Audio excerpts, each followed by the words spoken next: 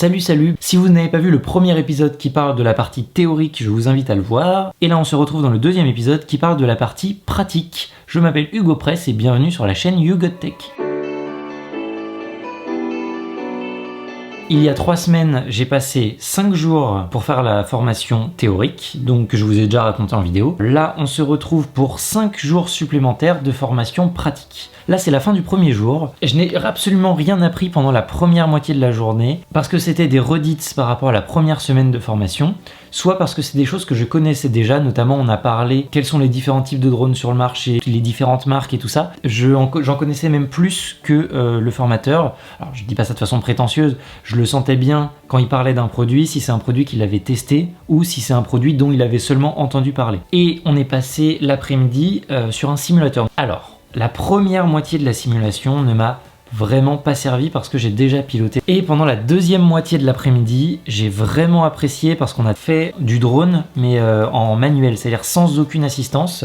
Mais au début, c'était vraiment dur, du coup, il y avait un vrai challenge et j'ai vraiment apprécié cette partie sur le simulateur parce que ça m'a permis de tester plein de trucs que j'aurais jamais osé faire avec un drone en vrai. Voilà, donc première journée mitigée. À demain. Bon, on se retrouve pour le jour numéro 2 de cette vidéo. Alors aujourd'hui, on a fait uniquement de la pratique drone. Ce matin, on était sur des vieux modèles de drones avec relativement peu d'assistance. Enfin, quand je dis vieux, c'est des drones qui doivent avoir 4 ans. Quoi. En fait, ça permet vraiment de s'entraîner, piloter le drone. En fait, c'est du pilotage pur. En fait, il n'y a pas d'assistance comme on peut avoir sur les Phantom, les Mavic et toutes ces conneries. Et en fait, il nous explique que si jamais un jour il y a un problème avec le drone, genre une déconnexion des satellites ou un processeur qui grille et qui fait qu'on est obligé de faire du manuel, en fait ça nous permettra d'éviter de potentiellement éviter des crashs ou des choses comme ça. Donc c'était relativement intéressant.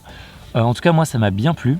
Après l'après-midi était un peu moins on va dire intéressante pour moi dans le sens où je dois avoir peut-être 70 heures de vol sur le Phantom 4 parce que du coup l'après-midi donc il y avait 2 exercices. Un exercice qui était donc sur des drones un peu plus anciens, faire une espèce des pistes pour s'entraîner en fait à bien gérer le drone, mais du coup en le faisant à l'endroit, en le faisant à l'envers, en le faisant en allant sur le côté, enfin des trucs un peu complexes. En fait après on a eu un autre exercice sur Phantom 4 Pro où en gros on avait des bosquets d'arbres en fait et le but c'était de faire le tour de l'arbre en filmant. En fait c'est plus des entraînements pour filmer plus que de pilotage de drone en fait, vraiment faire un beau plan fluide et tout ça. Enfin vu qu'il y en a qui n'ont jamais fait voler de drone avant, forcément c'était intéressant pour eux. Mais voilà, cette journée est mitigée, ouais, c'est intéressant, j'apprends à droite à gauche, je gratte des infos, tout ça, mais pour quelqu'un qui a déjà fait autant de pilotage que moi, j'apprends, mais il y a des moments où je m'ennuie un petit peu. Voilà, sur ce, je vous dis à demain. Bon, alors on se retrouve bien plus tard pour la fin de cette vidéo parce que j'ai terminé cette formation il y a déjà 1 semaine et demie, on va dire. Ouais, c'est ça, ouais, à peu près 1 semaine et demie. En fait, si j'ai pas fait de vidéo soir après soir, c'est qu'en fait, à cause de la météo, on a un petit peu tout mélangé. Ce qui fait que le matin, en général, il faisait pas très beau, donc on faisait, on va dire, plus de la partie un peu théorique sur organisation, comment... Enfin, je vous expliquerai après. L'après-midi, on faisait principalement du pilotage. Donc là, on a un peu tout mélangé, donc c'était assez compliqué de faire une vidéo, on va dire, bien organisée. Du coup, je reprends et je vais séparer tout ce qui s'est passé dans ces 3 derniers jours en 2 grandes parties. On va séparer la partie théorique. Alors là, ce que j'appelle théorique, c'est la partie où on apprend comment préparer un tournage au drone, on apprend comment faire les démarches administratives pour tourner à peu près n'importe où, n'importe quand et n'importe comment. Enfin, entre guillemets, parce qu'il faut suivre des règles et tout ça. Mais en fait, chaque règle peut être outrepassée à partir du moment où on contacte la bonne personne. Donc c'est très bon à savoir, c'est assez complexe parce qu'il y a plein d'informations à retenir.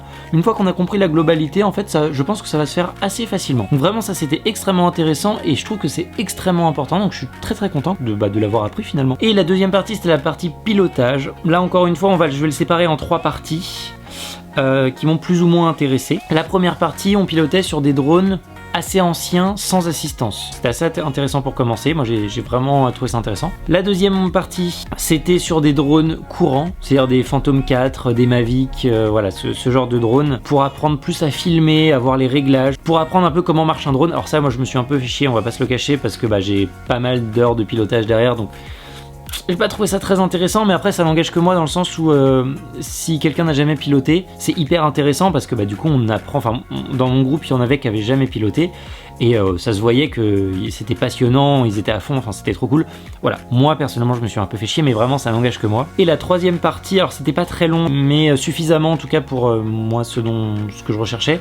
On a pu tester un Inspire, donc c'est un drone un peu plus haut de gamme de DJI. Bah franchement c'était chouette, moi j'ai pu tester le double pilotage, donc c'est-à-dire qu'il y a un pilote de drone et l'autre qui pilote la caméra. Enfin, ça a permis de pouvoir tester des trucs vraiment sympas et ça moi j'ai trouvé ça super intéressant. Pour finir et débriefer cette petite vidéo, je pense que c'est une très bonne formation, comme la première vidéo. Voilà, c'est dans la société Drone on Air. Si vous êtes aux alentours de Nantes, je trouve que c'est vraiment un très bon centre de formation. Vraiment, je suis très content d'être allé chez eux. Donc, je vous les conseille aussi. Il y aura leur site en description. À la fin de cette formation, ils me donnent ce papier que je devrais toujours avoir sur moi pour pratiquer, qui en gros atteste que je suis apte à la pratique de faire des relevés, des photographies et des vidéos aériennes avec les aéronefs télépilotés de type drone multicoptère non captif. Donc c'était l'intérêt de cette formation, c'est d'avoir ce document à la fin. Il y aura une troisième vidéo pour conclure cette série de 3 vidéos sur devenir pilote de drone, qui se passera dans plusieurs semaines voire plusieurs mois, quand j'aurai la licence